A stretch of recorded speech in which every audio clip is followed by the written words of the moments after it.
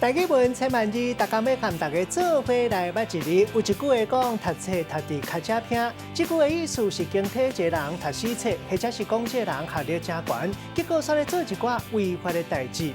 今仔日要甲大家小解这一字，咱同齐来看到，这就是读册读第8条。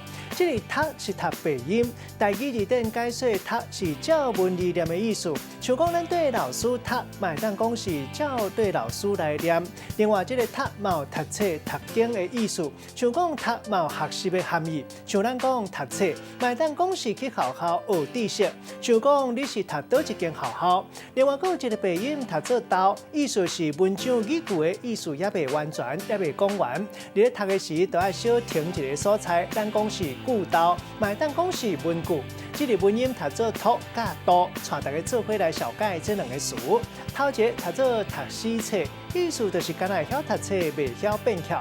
第二个词读做句逗，意思是讲语句的意思也未讲完，你咧读的时都要小停一个所在。咱用一句话来举例，甲这两个词甲做伙。譬如讲读册，若是敢若照句逗读，敢若读死册，都无效，爱会晓变巧。今仔日小解这一字读做读甲逗，这拢是读鼻音。文音读做读，也阁有读，提供予观众朋友来参考。